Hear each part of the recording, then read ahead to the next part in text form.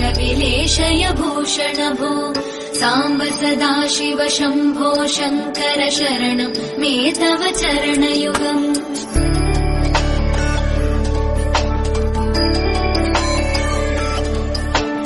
उमया दिव्य सुमङ्गल विग्रहया लिङ्गित वामाङ्ग विभो